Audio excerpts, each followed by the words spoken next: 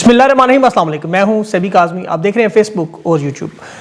بدھ کا دن ہے، پہلی تاریخ ہے اور یہ دوسرا ویلاگ ہے آج کا۔ اہم خبریں جو ابھی جنگ کی تازہ ترین حملوں کی تفصیلات ہے وہ بھی، اور اس کے ساتھ ایران کی جو ابھی کچھ کامیابیاں، ایک اور بڑی کامیابی نے جو ملی، قطر کے بعد ایک عرب اور ملک آج امریکی جنگ سے الگ ہو گیا۔ پھر برطانوی وزیراعظم نے آج عمران خان کی طرح ایبسولوٹلی ناٹ کہا، اور ٹرمپ پتھر کے دور میں بھیجنے کی دھمکی کے بعد ایران کا جواب کیا آیا۔ آج ٹرمپ کا قوم سے خطاب بھی ہے، نیا چورن بھی بیچا جائے گا۔ اور پاکستان کی طرف سے جو مذاکرات کا معاملہ، اسحاق ڈار چین گئے لیکن دھوتی کھلوا بیٹھے، وہاں حکومت کی سرزش، چینی صدر کا حکم کہ افغانستان سے معاملہ حل کریں۔ یہ مذاکرات کی کیا تفصیلات ہیں، اور ایران کے حوالے سے بھی اہم خبر جو ان کے سپریم لیڈر کی ایرانی وزیر خارجہ سے ملاقات کی تصویر، اس میں کیا حقیقت ہے، یہ اس پہ بھی بات کریں گے۔ ایران میں آج شہادتوں کی نئی تاریخ پہ ایک اور بڑا جنازہ، لاکھوں کی تعداد میں عوام تھی۔ نیا نیوی چیف کسے لگائے گا، اور جو بڑا اہم عہدہ ہے اس وقت، اور ایران کے اس وقت جو پروپیگنڈے کے جواب بھی دیے جا رہے ہیں۔ پاکستان میں بھی اہم معاملات، مہنگائی کا نیا طوفان، 100 روپے لیٹر پیٹرول کی تجویز، عوام سے 2 وقت کی روٹی چھین کر شاہانہ پروٹوکول، ملاقاتیں، اور وہ 30 تیل کے لدے ہوئے جہاز کہاں گئے۔ انڈونیشیا میں دنیا میں پیٹرول کی قیمتوں میں کمی بھی آ رہی ہے، لیکن پاکستان میں اضافہ، اور فیلڈ مارشل کو صدر مملکت بنانے کی تجویز۔ 28ویں ترمیم پر بلاول فضل الرحمان ملاقاتیں، کمپنی کے کالے کرتوت بھی، ڈاکٹر ماہرنگ بلوچ کی حالت خراب، اور عمران خان کے معاملے پر آج بڑی تفصیل سے بات کریں کہ کیوں اتنا اہم ہے خان کا نکلنا۔ سب سے پہلے اسرائیل کے لبنان پر جو حوثیوں کے حملے آئی، ویڈیو آئی، یہ تیسرا حملہ تھا، حساس اہداف پہ بیلسٹک میزائلوں کی بوچھاڑ تھی، اور یہ مشترکہ طور پر لبنان کے ساتھ مل کر حوثیوں نے کیا ہے تیسرا حملہ۔ حوثی قیادت انڈر گراؤنڈ بھی ہے ساتھ، اور اسرائیل کی جو ایمرجنسی حکام ان کا کہنا ہے کہ 14 لوگ ہمارے شدید زخمی ہوئے، اور فوج نے تسلیم کیا کہ ابھی پچھلے کچھ گھنٹوں سے ایران کے ساتھ ساتھ لبنان اور ادھر سے آنے والے میزائل جو ہیں اسرائیل کے شمال میں کہ رات میں جو حملے ہوئے بڑے خطرناک ہیں، اور اس کے ساتھ شام میں دمشق میں بھی بڑے خطرناک دھماکوں کی ابھی جب میں آپ کو ویلا بتا رہا ہوں خبریں آ رہی ہیں، لیکن تفصیل ابھی پتہ نہیں ہے۔ کویت انٹرنیشنل ایئرپورٹ پر بھی ایک نیا گروہ جنہوں نے ڈرونز کے ذریعے کوئی نشانے بنائے ہیں، وہاں سرکاری ایجنسی کا دعویٰ ہے ان کی کہ جو وہاں پر ایویشن کے فیول سپلائی کے ٹینکس تھے ان کو نشانہ بنایا گیا، بڑے پیمانے پر آگ لگی، کوئی جانی نقصان نہیں ہے، کوئی نیا گروپ وہاں ہے، اور یہ بڑا خطرناک معاملہ ہے کہ مڈل ایسٹ کے اندر ایران کے لوگ اب ایکٹیو ہو رہے۔ یہ معاملہ بہت خطرناک ہے، اسے ذرا غور سے اگلے کسی ویلاگ میں تفصیل سے آپ کو بتاؤں گا۔ امریکہ اور اسرائیل کے جو حملے ہیں ان میں بھی بڑی حد تک کمی آئی ہے ایران میں۔ یہ بڑا عجیب معاملہ، کیونکہ ٹرمپ کے جو بیانات اور جھوٹ، بڑے صاف صاف جھوٹ پکڑے جا رہے ہیں۔ کہہ رہا ہے ایران میں نئی رجیم آئی ہے، اس کے نئے صدر ہیں، اور نئے صدر بڑے ذہین سخت مزاج ہیں، سیز فائر کا ہم سے مطالبہ کر رہے ہیں، لیکن ہم نے کہا جب تک آپ نئے ہربز نہیں کھولیں گے کوئی سیز فائر نہیں کریں گے، پتھر کے دور میں پہنچا دیں گے۔ اچھا، یہ جھوٹ دیکھیں کیسے پکڑیں گے کہ ایران کے صدر مسعود پزشکیان ہی ہیں، وہ بھی موجود ہیں، اور وہ سخت مزاج بھی نہیں ہے، نہ ہی ان کے پاس یہ اتھارٹی ہے کہ وہ سیز فائر کا مطالبہ کریں ان کے ساتھ۔ Supreme leader national security council نے اور پاسداران انقلاب نے فیصلہ کرنا ہے۔ ابھی تصویر دیکھیں جو شرائط نامہ کو جلانے کی اس وقت پورے سوشل میڈیا پہ چل رہی ہے، ڈونلڈ ٹرمپ اور مارکو روبیو کی جھوٹ میں مسئلہ یہ ہے کہ ایران کی نئی رجیم سے بات کریں۔ اب نئی رجیم میں کون لوگ ہو سکتے ہیں؟ وہ پرانے ہی ہیں، وہی محمد باقر غالبی 1980 سے سپریم لیڈر علی خامنائی کے ساتھی ہیں، احمد وحیدی ہیں، پاسداران انقلاب کے بانی بھی ہیں، وہاں موجودہ کمانڈر بھی ہیں، مسعود پزشکیان یہ بھی موجودہ صدر ہیں، تو نئی رجیم تو موجود ہی نہیں۔ ہاں، رضا پہلوی ضرور ہے، اسے گرین لینڈ کا یا اپنے ملک فلوریڈا یا کیلیفورنیا کا گورنر لگا دے، وہ نئی رجیم ہو سکتا ہے، نئے رجیم نہیں ہے۔ ابھی سپریم لیڈر جو ہے ان کے نئے حسن مجتبی، ان کے بارے میں ان کے رہنماؤں نے کہا ہے یہ ماسکو میں نہیں ایران میں ہے، اور اس کا پھر انہوں نے ثبوت دیا ایک۔ ابھی ایران کے وزیر خارجہ عباس عراقچی کی اور سپریم لیڈر سید مجتبی خامنائی کی ایک طویل ملاقات کی تصویر بھی سامنے آئی، جس میں اپنے قائد کے سامنے جو اپنے لیڈر علی خامنائی کی شہادت، باقاعدہ دکھی تھے، روتے ہوئے نظر آ رہے تھے، اور اس تصویر کی تصدیق نہیں کی جا سکتی کیونکہ ظاہر آپ کو پتہ ہے بڑا مشکل کام ہے اس وقت، تو امریکہ کی انٹیلیجنس، اسرائیل کی انٹیلیجنس، پوری دنیا کے ادارے مل کر یہی ڈھونڈ رہے ہیں ابھی سب۔ تو یہ آرٹیفیشل انٹیلیجنس کے ذریعے البتہ چیک کی کوئی 2-3 پوسٹوں پہ کہ تصویر اصلی ہے یا نہیں، فی الحال اصلی نظر آ رہی ہے، اس میں ایران کے سپریم لیڈر کے ماتھے پر زخموں کے نشان بھی ہیں، لیکن بہرحال اس کی کنفرمیشن نہیں کی جا سکتی۔ انہوں نے بہرحال آج بات کی کہ ساتھی ہمارے سارے شہید ہوئے ہیں، لیکن اللہ نے ہمیں پتہ نہیں کس مقصد کے لیے رکھا ہو۔ دیکھیں مقصد مجھے تو یہی نظر آ رہا ہے، یہ دنیا کے سامنے جو ایران کا دفاع کر رہے ہیں، اور آج انٹرویو میں ٹرمپ کے جو بیانات ہیں اس پر انہوں نے جواب دیا اور کہا یہ جو ٹرمپ کے ہمارے کوئی مذاکرات نہیں ہو رہے، سادہ یہ سب کچھ جھوٹ ہے، بالکل کوئی مذاکرات نہیں ہو رہے، ہاں پیغامات ضرور وصول ہو رہے ہیں۔ اور انہوں نے بڑی ایک زبردست بات کی کہ یہ جو ٹرمپ دھمکی کے ساتھ بات کرتا ہے، دھمکیوں کے جواب ہم صرف میزائلوں سے دیتے تھے، اور ہم اس سے احترام سے بات طریقہ ہمیں نہیں آتا، ظاہر بدتمیز لوگ وہ نہیں ہیں۔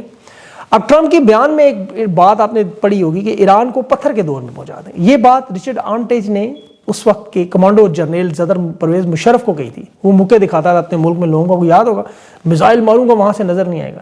پھر ایسا لیٹا الٹا امریکہ کے سامنے کہ دوبارہ اٹھا تو سیدھا اندھیرے میں ہی جا کے دفنایا گیا. یہ فرق ہے ایران کی لیڈرشپ میں. بہرحال ایران نے, آپ کو پتہ ہے ابھی جو ٹرمپ کے یہ جو اس کی سٹیٹمنٹ آئی تھی اس کا جواب دیا کہ رجیم تو واقعی چینج ہوئی ہے لیکن وہ میری ٹائم ریجن میں ہوئی ہے, یعنی سمندری راستوں کی طاقت کا جو نظام ہے وہ رجیم بدل گیا, ٹرمپ نے بدل دیا ہے, ابنائے ہرمز اب ایران کے کنٹرول میں. اور اس میں ایک اور تبدیلی بھی انہوں نے کہا, نیشنل سیکورٹی ایڈوائزر نے جو سربراہ بھی ہیں ابراہیم عزیزی, انہوں نے ابنائے ہرمز کھلے گی ضرور لیکن امریکہ کے لیے نہیں, اس کے اتحادیوں کے لیے نہیں, باقیوں کے لیے. ابنائے ہرمز میں ابھی ترکی کے ساتھ ان کی بات چیت ہو رہی ہے, 11 جہازوں کے گزرنے کی ترکی اجازت لے رہا ہے, مانگ رہا ہے. ایک جہاز کو ابھی تک انہوں نے گزرنے دیا ہے, باقی شاید ترکی کو اجازت دے دیں میرے خیال میں. اس وقت دنیا کا کوئی ملک ایران سے پھٹا نہیں لینا چاہتا, سارے جان بچا رہے ہیں اور اپنی جان چھڑا رہے ہیں. ابھی دیکھیں تازہ ترین جو بحرین کی وزارت داخلہ نے سٹیٹمنٹ دی, یہ قطر کے بعد دوسری سٹیٹمنٹ ہے کہ ہم اس پوزیشن پہ کھڑے ہیں, اب ہم اس جنگ کا حصہ نہیں ہیں, نہ ہی ہم اس جنگ کی پارٹی ہیں. یہ قطر نے بھی پہلے ایسے ہی جان چھڑائی تھی آپ کو پتا, اور کچھ پیسے بھی دیے ہیں, $6 ارب کی بھی خبریں ہیں, وہ کنفرم نہیں ہے. لیکن بحرین میں رجیم کا سب سے بڑا خطرہ ہے, رجیم چینج کا. یاد رکھیں جنگ بند ہونے کے بعد پہلا ملک ہوگا جہاں رجیم بدلے گی. ابھی اس وقت تو دیکھیں ابنائے ہرمز سب سے اہم کردار, اور اس میں جو ایران کی نیوی کے ایڈمرل علی تکثیری شہید ہوئے ہیں وہ بڑے انتہائی اہم پوزیشن تھی. اب جو نئے چیف لگائے گئے ہیں شہرام ایرانی, اچھا علی تکثیری اہل تشیع تھے, یہ اہل سنت ہے, یعنی ایران میں مسئلہ کا مسئلہ ہی کوئی نہیں. یہاں جیسے وہ پاکستان میں نامعلوموں نے یہ مسئلہ کھڑا کیا تھا, حالانکہ اسلام کی طاقت مسلک میں ہے ہی نہیں, اتحاد میں ہے, کیونکہ مقصد آپ کا ایک ہے, نیت ایک ہے, دشمن ایک ہے. تو پھر جیسے وہ امریکی وزیر دفاع نے تو کہا تھا شیعہ ہو سنی ہو ہمارے دشمن سارے ایک جیسے ہیں, تو ایران میں بہرحال یہ نظر آیا. اب اس جنگ کے جو تازہ ترین دیکھیں حالات, اس میں روس اور یوکرین جس طرح جنگ وہاں چلی اور دونوں فریق غیر مشروط ہتھیار ڈالنے کا مطالبہ کرتے رہے, دونوں جنگ جیت تو نہیں سکے, بند کرنا چاہتے تھے. اب ایران امریکہ اسرائیل کا یہ جو معاملہ ہے, اس میں دیکھیں ابنائے ہرمز پر جب تک ایران کا کنٹرول رہے گا اس وقت تک امریکہ اور مڈل ایسٹ کو یہ خوف رہے گا.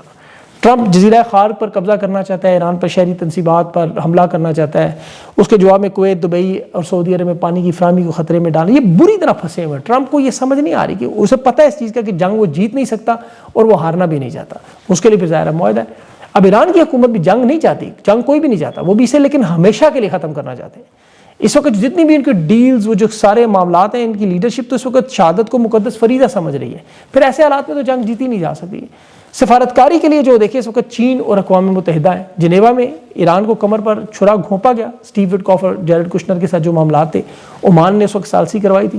اب یہ معاملہ محمد بن سلمان, محمد بن زائد اور یہ عرب حکمران اگر جنگی اتحاد کا حصہ بننے کی بجائے جنگ بندی کے لیے ٹرمپ کے پاس جائیں, یہ بڑی اہم میں بات کر رہا ہوں, کیونکہ ایران نے پہلے بھی دیکھیں افسودہ یورینیم کو وہ معاملہ تسلیم کر گئے تھے. معاملہ صرف اعتماد کا ہے, شرائط کا ہے, گارنٹی کا ہے, اور یہ بالکل وہی معاملہ ہے باخدا جو پاکستان میں عمران خان کے ساتھ, بالکل ایک ایک چیز وہی ہے. اب اس سلسلے میں روس کے صدر پیوٹن کا بھی بیان اور تقریر سب سے اہم تھی. اس نے بھی کہا کہ ایران تو اپنی ساری ذمہ داریاں ایٹمی پروگرام کی پوری کر چکا ہے. ٹرمپ اس معاہدے سے پہلے بھی بھاگا, ابھی بھی انہوں نے 2 نمبری کی, اور اس نے پیوٹن نے کہا میں بڑی سخت زبان استعمال کر رہا ہوں, وہ جو لفظ اس نے کہا وہ میں نہیں دہرانا چاہتا, لیکن اس نے کہا کہ ایران انٹرنیشنل خواہشات صرف پوری کرنے کے لیے معاہدے میں رہے. تو یہ ڈونلڈ ٹرمپ کی ساری وہ واردات ہے. اور اس وقت تو ٹرمپ تو دیکھیں صبح دوپہر شام رات ایک ہی کام کر رہے ہیں, نیٹو کو گالم گلوچ, چھیڑ چھاڑ, جھکتے اور تانے, منتیں اور دھمکیاں. ابھی اس کی دھمکی نیٹو کو یہ تھی کہ کاغذی شعر ہے, اور انہوں نے بھی آگے سے جواب دیا. اس پہ مجھے عمران خان پھر یاد آ گیا, ایبسولوٹلی ناٹ والا. یہ دنیا کی خارجہ پالیسی خان نے بدل دی ہے, اسے ایک جملے نے, پوری دنیا کی چھوٹے چھوٹے ملک امریکہ کے چھوٹے چھوٹے, یہ Cuba, Mexico, Poland, Sri Lanka قرضوں میں لتھڑے ہوئے ہیں. اسپین برطانیہ کی تو بات ہی نہ کرے نا, وہ تو 85 سال کا اتحاد ہوتا ہے. یہ چھوٹے چھوٹے ملک ایبسولوٹلی ناٹ کہتے ہیں. برطانوی وزیر اعظم نے کہا کہ میرے اوپر شدید دباؤ ڈالا جا رہا ہے کہ ایران کی جنگ میں شمولیت ہو, امریکہ کے ساتھ کھڑا, لیکن میں اپنی پوزیشن نہیں بدلوں گا. میں برطانیہ کا وزیر اعظم, اپنے ملک کا مفاد, اور یہی بات عمران خان کرتا رہا, بار بار کرتا رہا, ان کو سمجھاتا رہا. ابھی 35 ممالک برطانیہ کے ساتھ بیٹھنے کو تیار ہیں کہ ابنائے ہرمز کیسے کھلوائی جائے. مذاکرات میں ظاہر ہے وہ جنگی اتحاد کی بھی بات چیت ہوگی, اس میں بھی اب ان کے پاس راستہ ان کے پاس نہیں ہے. اب ادھر پاکستان جیسے ملک میں بھی صورتحال وہ آپ کو بتاتا چلوں. ابھی فیلڈ مارشل جو عرب امارات کا ایک دورہ کیا, آپ کو پتہ ہے وہ عرب امارات اسرائیل کا اتحادی ہے بہت بڑا, آپ کو پتہ ہے ابراہم اکارڈ معاہدے سمیت. یہ ابنائے ہرمز پر فوجی اتحاد بنانا چاہتے ہیں کہ طاقت سے کھلوائیں اور ساتھ اقوام متحدہ میں لابنگ بھی کریں. اب جو فوجی اتحاد ہے یہ عرب امارات نہیں کر سکتا, انہیں پاکستان کی ضرورت ہے. عرب امارات کے پاس بے شک جنگی اسلحہ ہے, میزائل ہے, جہاز ہے, سب کچھ ہے, لیکن فوج پاکستان جیسی نہیں ہے, یہ بات میں کوئی دو رائے نہیں ہے. پاکستان سے مدد چاہتے ہیں, اور ان کے پاس جو ہتھیار ہے وہ ظاہر ہے 30 لاکھ پاکستانی ہیں, وہ فورن ریمیٹنس ہے, عرب امارات کے بینکوں میں پڑے ہوئے پیسے ہیں جس پہ ہر مہینہ وہ سود بھی لیتے ہیں، دباؤ ڈالنے کی کوشش. لیکن یہ معاملہ اتنا بڑا ہے کہ کوئی ادھر میزائل سیدھے مارتے ہیں. تو پاکستان سمیت دنیا کا کوئی ملک بھی اس وقت امریکہ اور اسرائیل کی اس جنگ میں جسے بڑے بڑے رہنما کریں، تو ہماری جنگ ہی نہیں ہے، ہم اس تنازع میں نہیں آئیں گے. تو پاکستان کا موقف ہونا یہی چاہیے، ابھی تک یہی ہے. ان کے بھی حالات ایسے بہتر ہیں. اور پھر پاکستان کے معاشی حالات بھی دیکھیں، پیٹرول کی قیمتوں میں 100 روپیہ اضافہ کرنے جا رہے ہیں، حکومت غور کر رہی ہے. حالانکہ انڈونیشیا میں بھی 4% پیٹرول کی قیمت کم ہوئی ہے. بھارت سمیت تمام ممالک نے پیٹرول قیمتوں کو متوازن رکھا ہوا ابھی تک. اور امریکہ میں البتہ تباہی بہت پھیر چکی ہے وہاں. لیکن پاکستان میں دن دہاڑے ہمارے سامنے 30 جہاز جو بھی ایران نے تحفہ دیا. اب ان سے پوچھنا چاہیے کہ 30 جہاز کہاں گئے؟ اگر بیچے تو پروفٹ کہاں گیا؟ تحفہ کسے دیا؟ ان کی حکومتی وزیر پروگراموں میں دعوے کر رہے ہیں جی ہمارے پاس 45 دن کا آئل ہے، تیل سے ہم مالا مال ہے، گیس تو مسئلہ ہی نہیں، پیٹ سمیت ہر جگہ ہے. لیکن ملک میں کاروبار بند کروا رہے ہیں، لوگوں سے کہہ رہے ہیں گاڑیاں نہ چلائیں. خود ان کے جہاز، گاڑیاں، پروٹوکول سب کچھ چل رہا ہے آپ کے سامنے. اور اس کی وجہ یہ دیکھیں، پاکستان سے یہ مخلص لوگ نہیں ہیں، خدا کی قسم نہیں ہیں. یہ ایران کے مذاکرات کا منجن بیچتے رہے. دنیا نے کہا پہلے اپنے حالات کی فکر کرو. ایک طرف وہ پاکستان جلانے کی ایک ویڈیو پر افغانستان جلانے پہنچ گئے. اور چین کیا کہہ رہا ہے؟ ہمالیہ سے اونچی شہر سے میٹھی دوستی والا. ابھی ان کے صدر شی جن پنگ نے پیغام دیا ہے پاکستان کو کہ افغانستان کو ہم سی پیک میں بھی شامل کریں اور یہاں آرام سے بیٹھ کے رنچی میں وہاں مذاکرات کریں افغانستان سے. اسحاق ڈار وہ وزیر خارجہ کو زبردستی کی جفیاں لگا رہا تھا، 10 سیکنڈ کی ویڈیو دیکھی ہوگی آپ نے. اور وہ وزیر خارجہ انگلیوں میں دکھا رہا تھا اس کو. ایسے ہوتا نہیں ہے. چین بڑی تحمل سے بات کرتا ہے. اور یہ جی ہماری ہاں نہ دنیا کے فیصلے ہوئی. افغانستان پر فضائی حملے انہوں نے کہا بند کریں آپ. اور یہ جو زرداری بھی آپ کو پتہ ہے چین کے سفارت خانے گیا تو یہ بھی یہی چکر ہے. اب دنیا میں اس وقت اگر سب سے زیادہ امن کسی کو چاہیے سب سے زیادہ تو وہ ہے چین. چین کی ساری تجارتی دنیا کے ساتھ اس وقت معاملہ ہے. مڈل ایسٹ کے جو عرب ممالک ہیں، سعودی عرب، عرب امارات، عمان، عراق، یہ سب چین کی الیکٹرانک گاڑیوں، ان کی مصنوعات کے سب سے بڑے خریدار بن چکے ہیں. اب چین خود ایران سے 80% تیل خریدتا ہے، اس کی معیشت کا سارا انحصار اس پہ ہے. اب یہاں ظاہر ہے امن ہوگا تو ان کے لیے فائدہ ہوگا. چاہے پہلے بھی دیکھیں فلسطین میں حماس فتح کی ان کی صلح کروائی، ایران سعودی عرب کی انہوں نے 2016 میں 2022 میں صلح کرائی، پھر افغانستان ایران کی اور پاکستان کی بھی صلح کروا رہے. تو ان کا اپنا معاملہ ہے. ان کے ساتھ یاد رکھیں ہانگ کانگ تائیوان کا بھی ایشو ہے. فائدہ چین کو ہی. یہ جو 5 نکاتی مشترکہ بیانیہ ہے، چین پہلے بھی اقوام متحدہ میں دہرا چکا، اس میں کوئی نئی چیز نہیں تھی. چین البتہ اس کو سفارتی کامیابی بنا رہا ہے. اب یہاں پاکستان میں چونکہ ظاہر ہے بیانیے کی لڑائی، وہ جو امریکہ نے کہا بیانیہ اب یہ کہ جی ہمارے ساتھ اللہ کی مدد آ گئی ہے. جی پہلے جنگ میں دیکھیں ہندوستان کی جنگ میں ہمیں فائدہ ہوا، فیلڈ مارشل کو تاحیات استثناء ملا، 5 سال عہدے پر ایکسٹینشن ملی، پھر وہ ٹرمپ وائٹ ہاؤس گئے. یہ کہتے ہیں اللہ کا کرم ہم پہ ہو رہا ہے، ہمارا ایک امیج بن رہا ہے. سعودی عرب، عرب امارات، صومالیہ، سوڈان، جی ہم سے اسلحہ خریدے. کوئی اسلحے والے آپ کو پتہ چلا کچھ ہوا ہے؟ دفاعی معاہدے جو ہوئے ہیں مذاکرات، کچھ بھی نہیں پتہ چلا. لیکن یہ کہتے ہیں اللہ کا بہت کرم ہے. اب عام لوگ تو سوچتے ہیں اس بات کو کہ یاقی عمران خان اتنا مقبول، اتنا مشہور، اتنا دنیا کا بڑا رہنما، 123 دنوں سے ملاقات نہیں ہو رہی، ڈاکٹرز نہیں ملنے دے، ایک ملاقات تک تحریک انصاف نہیں لے سکتی. پورے ملک میں جس کی 90% مقبولیت ہو، جس کی سب سے بڑی سیاسی جماعت ہو، اور یہاں پاکستانیوں کو بچاروں گولیاں بھی لگتی رہیں، 65,000 جیلوں میں بھی گئے، کاروبار گھر توڑوائے، یہ سب کچھ پاکستان کے بچے بزرگ بوڑھے معذور بھگتتے رہے. خان کے ساتھ یہ سب لوگ شامل ہیں، تمام طبقہ فکر، شیعہ سنی وہابی بریلوی. لیکن پھر بھی 970 دنوں سے جیل میں، پارٹی کے اندر جرت نہیں احتجاج کرے. تو وہ سمجھتے ہیں شاید اللہ کا کرم ہے ان پہ، فیلڈ مارشل پہ اور شہباز شریف وغیرہ پہ. لیکن یہ طاقت کے سپرنگ پر ہاتھ ہے. یہ تو جب ہٹے گا نا، اس کے نیچے آپ دیکھیں گے کیا کیا نکلے گا.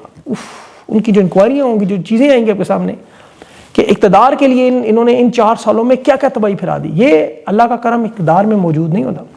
ورنہ نیتن یاہو 18 سال سے اقتدار میں ہے، تو اس پہ بھی پھر اللہ کا کرم کہہ لیں. اقتدار میں رہ کے اپنے لوگوں کو فائدہ، اپنے ملک کو اٹھانا، یہ اللہ کا کرم ہوتا ہے. اقتدار میں اگر لوٹ مار کرنا، اثاثے بڑھانا، یہ تو فرعون، شداد، نمرود، یزید سب کرتے رہے. یہ عذاب ہے. عمران خان کو اللہ نے جو اقتدار دیا اور جب وہ اقتدار سے نکلا تو لوگ کیوں دکھی ہیں؟ اس وجہ سے نہیں کہ وہ عمران خان نشست پر بیٹھا ہوا خوبصورت لگتا ہے، وہ تو اس میں تو کوئی شک نہیں. لیکن عمران خان جو پاکستان کے لیے کر رہا، جو عوام کے لیے کر رہا، جو امت مسلمہ کے لیے کر رہا، یہ اللہ کا کرم تھا. آج لوگ کیوں دکھی ہیں خان کے لیے کہ وہ اقتدار میں نہیں ہے، ان کے حالات کیا ہے. بے گناہ عمران خان تو جیل میں. دیکھیں عمران خان کو صرف گرانے کے لیے پچھلے 4 سال میں آپ بیٹھ کے کبھی حساب کتاب کیا کریں، کیا کھویا کیا پایا. صرف ایک عمران خان کو گرانے کے لیے پورے پاکستان کی قوم، 4 صوبوں میں وفاق سمیت جسے خان نے اکٹھا کیا تھا. کہیں علیحدگی کی بات نہیں تھی، کوئی نفرت نہیں تھی، حقارت نہیں تھی، تحقیر نہیں تھی. خان نے سب کو جوڑ لیا تھا، شیعہ سنی وہابی تمام شعبے. آج آپ وہ تمام شعبے اٹھا کے دیکھیں، کھیلوں سے لے کے مذہبی رہنماؤں تک، ہر جگہ نفرت ہی نفرت. اس پورے نظام سے 25 کروڑ لوگوں ہیں. آپ سوائے حکمران طبقہ یا ان کے جو بینیفیشری انہیں چھوڑ دیں، باقی ہر شخص اس نظام سے نفرت کرتا ہے۔ خان کی حکومت گرانے کے بعد 4 سال پہلے والا پاکستان اور آج آپ موازنہ کریں کبھی بیٹھ کے کہ رونگٹے کھڑے ہو جائیں۔ سیاسی عدم استحکام میں نمبر 1، پاسپورٹ کی بدترین رینکنگ میں نمبر 1، کرنسی بدترین دنیا کی ممالک میں آپ دیکھیں پاکستان کی معیشت تباہ حال، جنگ زدہ ممالک، یوکرین افغانستان سے بھی نیچے، کرنسی 40 سالہ آپ کو پتہ ہے افغانستان جو جنگ میں رہا اس سے پیچھے ہے، آمدنی فیکس نیپال، بھوٹان، بنگلہ دیش تو چھوڑیں، نائجیریا، گھانا اور سینیگال سے بھی نیچے، شام عراق کے ساتھ ہم کھڑے ہوئے ہیں۔ ہر سرکاری شعبہ جو خسارے میں ناکام، تمام ادارے یا تو بک کے یا لیز پہ یا ٹھیکے پہ، حتیٰ کہ شہداء کے رکھے ہوئے فنڈ تک استعمال کیے جا رہے ہیں۔ امن و امان کے حالات میں پہلے نمبر پر دہشت گردی میں، دنیا میں آلودگی میں پہلے نمبر پر، 4 میں سے 2 صوبوں میں نفرت کے حالات کو علیحدہ ہونے کی بات کرتے ہیں۔ مذہبی اعتبار پر دیکھیں وفاق سے جو مذہبی جماعتیں، شیعہ بھی نفرت کرتا ہے اور لبیک والے بھی نفرت کرتے ہیں، اب قبائلی علاقوں کی طرح وہ بھی نفرت کرتے ہیں اور بلوچ بھی۔ ڈاکٹر ماہرنگ بلوچ کے ساتھ دیکھیں کیا کر رہے ہیں، ابھی جو نسیم شاہ کے ساتھ ایک ٹویٹ پہ کیا ہوا، کرکٹ سے جڑا ہر شخص نفرت کر رہا ہے۔ یہ علماء دین کے بیانات آپ روز سنتے ہیں۔ پھر عدلیہ کی ضلالت اور حقارت، وہ تو آپ کو پتہ ہے 25 کروڑ میں ایک بندہ اگر آپ ڈھونڈ لیں جو کہ میں عدالتوں پر اعتماد کرتا ہوں، ایک بندہ، ججز اس وقت آئینی عدالتیں سیاسی فیصلے خود دے رہی ہیں، یہ تو بالکل ایسے وہ پبلک میں نہیں آ سکتے لوگ، قاضی فائز، یہ چیف جسٹس، یہ جتنے بھی ہیں ان کے نام لوگوں نے وہ رکھے ہوئے، میں یہاں دہرا نہیں سکتا۔ اب باقی پڑوسیوں کے حالات بھی دیکھ رہے ہیں، 4-5 پڑوسیوں سے شدید ترین افغانستان ساری زندگی جسے پالتے رہے، خود کہتے ہیں ہمارا اٹھو ڈھنگ تھا، آج فتنہ الخوارج اور فتنہ ہندوستان بنا دیا، کبھی ان کے اسپتالوں پر حملے، کبھی ڈرون حملے، $2 ارب کی تجارت ان سے رکی ہوئی۔ ہندوستان کے ساتھ بھی یہی حالات، پانی بھی بند، تجارت بھی بند۔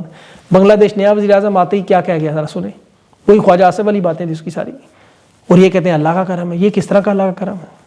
بیرونی دنیا میں جتنے معاہدے ہوئے، $1 نہیں آیا، $1 نہیں آیا، $1 نہیں آیا۔ اور تحریک انصاف کے جو رہنما دیکھیں انہیں تو میں مشورہ دوں گا علیمہ خان کے ساتھ کھڑے ہو جائیں، خان کی رہائی کے لیے ڈٹ جائیں۔ حالات ان کے لیے موزوں ہیں، 1 مہینے کے لیے کم از کم، 2 مہینوں کے لیے، 1-2 ہفتوں کے لیے کم از کم اسمبلیوں اور مین سٹریم میڈیا کا بائیکاٹ کر کے دیکھیں، فرق پڑے گا۔ ایجنسیوں کے ہاتھ نہ پکڑیں، یہ میرا پیغام ان سب لوگوں کے لیے۔ یہ ساری زندگی آپ پھنسے رہیں گے اس طرح، آپ کی بھی نوجوان ہے، آپ کی بڑی سیاست پڑی ہے، اگر 20-25 سال تک آپ نے پاکستان کی عوام میں رہنا، ان میں سے آپ میں سے کوئی وزیر اعظم بنا ہوگا، کوئی وزیر اعلیٰ بنا ہوگا، دوبارہ کوئی گورنر بنا ہوگا، یہ عہدے آتے جاتے رہیں، یہ اقتدار کا لوگ نہیں بھولیں گے، یہ یاد رکھیں، کیونکہ 90% ہیں، کہاں تک بھولیں گے؟ عوام کی یاداشت کمزور ہے لیکن ہم لوگ بھولنے نہیں دیں گے انہیں۔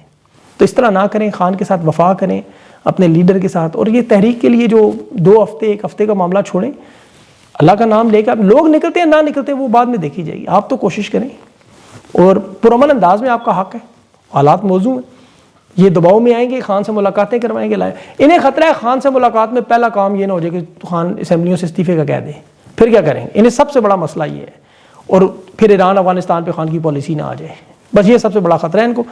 لیکن اس خطرے کو ٹالنے کے لیے خطرے کا سامنا کریں، خان کے پاس جائیں، اور جانے کا طریقہ ایک ہی ہے، ابنائے حرمز بند کریں، ان کو پتہ ہے عوامی حمایت جو ابنائے حرمز۔ اپنا خیال رکھیں، اگلے ویلا تک مجھے اجازت دیں، اللہ حافظ۔